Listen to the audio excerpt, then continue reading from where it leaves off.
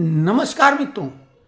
आम जीवन में भी बड़े बुजुर्ग कह गए हैं कि शब्दों को तोल मोल करके ही बोलो, क्योंकि शब्दों का बहुत महत्व है। एक बार निकला हुआ शब्द आपकी जुबान से वो वापस नहीं आ सकता, वो अपना प्रभाव करेगा ही करेगा। और हमारे जो आज सबसे शक्तिशाली समाज के अंग हैं नेता, जो सरकार चलाते हैं या विपक्ष के हैं, वो तो शब्दों के ही सौदागर हैं। वो भाषण देते हैं या आश्वासन देते हैं, उसी की वजह से वो एक आम से खास व्यक्ति बन जाते हैं। लेकिन भाजपा जो शब्दों की बाजीगर पार्टी हुआ करती थी, ऐसा माना जाता था कि भाजपा के नेताओं को भाषण की कला आती है, उनको ट्रेनिंग दी जाती है। लेकिन अब भाजपा वही जो उसकी शक्ति थी, लगता है वो कहीं खो गई है। आज 9 अगस्त को रीवा से कलकत्ता के लिए विमान सेवा शुरू की गई है और इस अवसर पर जनार्दन मिश्रा जो रीवा के सांसद थे, उन्होंने ऐसी बात बोल दी है जिसका दुष्परिणाम भाजपा को भोगना पड़ेगा। क्योंकि अभी हाल ही में बांकीपुर में भी वही हुआ था। रविशंकर प्रसाद जो भाजपा के वरिष्ठ नेता थे, उनके हवाले से अभिनव पांडे जो लल्लन टॉप के थे, उन्होंने खबर चला दी थी या उनसे चलवा दी गई, क्योंकि वहाँ पर प्रशांत किशोर पांडे ही चुनाव लड़ रहे थे, जो चुनाव के मामले में महारथी हैं। दूसरी पार्टियों को भी चुनाव जिताने का वो ठेका लेते रहे हैं, तो हो सकता है ये खबर उन्होंने चलवाई हो। जो अभिनव पांडे हैं वो लल्लन टॉप में 3 साल काम कर चुके थे, अभी अपना एक फैक्ट चेक करने वाला चैनल अलग से चला रहे हैं और उनके तेवर वही लल्लन टॉप वाले हैं। तो उन्होंने ही ये खबर रविशंकर प्रसाद का नाम लेके चला दी थी, क्या कि भाजपा की टिकट पर अगर कुत्ता बिल्ली भी चुनाव लड़ जाएं, यानी भाजपा की टिकट पर कुत्ता बिल्ली भी अगर चुनाव लड़ेंगे तो वो भी जीत जाएंगे। अब वोटरों को ये बात पसंद नहीं आई। पहले से ही भरत तिवारी का मामला था, यूजीसी का मामला था, राम मंदिर चढ़ावा चोरी का मामला था, और उस पर सोने में सुहागा ये डायलॉग काम कर गया। और लगभग 20,000 वोटों से भाजपा अपने गढ़ में प्रशांत किशोर, नए नवेले नेता जिनकी पार्टी एक भी सीट नहीं जीत पाई थी, उन्होंने 20,000 की लीड से वो चुनाव निकाला।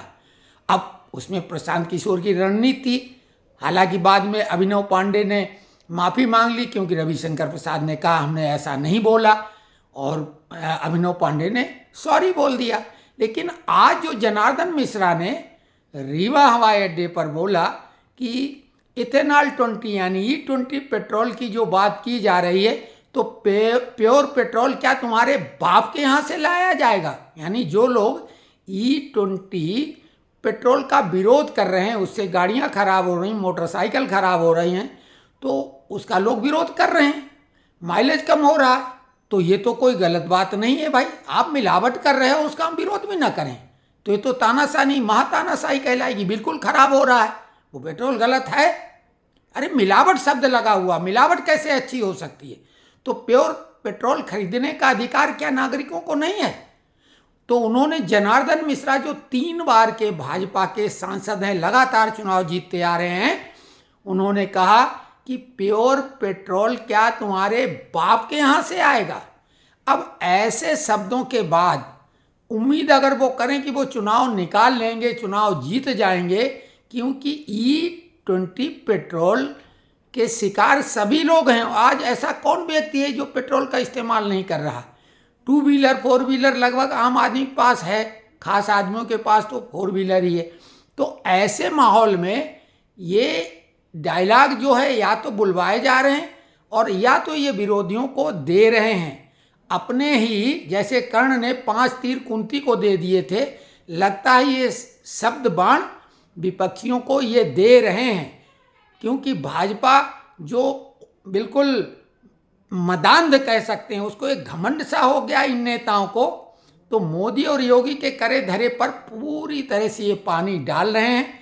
बांकीपुर से इन्होंने कोई सीख नहीं ली है और ये ऊट पटांग बयान लगातार आ रहे हैं। मध्य प्रदेश में तो वैसे भी भाजपा की हालत अच्छी नहीं है, क्योंकि हम खुद भाजपा के सपोर्टर हैं, हमारे दर्शक जानते हैं, और ये बात हम कह रहे हैं कि मध्य प्रदेश में अगर जो स्थिति है अगर ऐसी ही रही तो विधानसभा का चुनाव और जो 29 की 29 लोकसभा की सीटें जीती थीं वो रिपीट होना तो संभव ही नहीं होगा। तो कुल मिला के बड़े नेताओं को अपने नेताओं का वर्कशॉप कराना चाहिए। शब्दों की मर्यादा जो आरएसएस हमेशा सिखाती है, अब ये मिलावट भाजपा के नेताओं में हो गई। हालांकि जनार्दन मिश्रा की पृष्ठभूमि भाजपा वाली ही है, फिर भी ऐसी भाषा बोल गए, ऐसा दम्भ है उनमें। तो खैर अब हम आप पे छोड़ते हैं कि जो हमने बात कही है क्या सही है या नहीं है। और ये बात केवल नेताओं के लिए लागू नहीं होती, पड़ोसियों में झगड़ा होता है, पति पत्नी में झगड़ा होता है। आजकल आदमी की सहनशीलता कम हो गई है, तमाम सामान व्यग्रता के मौजूद हैं। ऐसे में बुजुर्गों की वो बात जो हमने शुरू में कही कि बोलने के पहले शब्दों को तोल मोल करो, उनको तौल के बोलो कि उनका रिपरकेशन क्या होगा तो ज़्यादा अच्छा होगा। कमेंट्स करिए।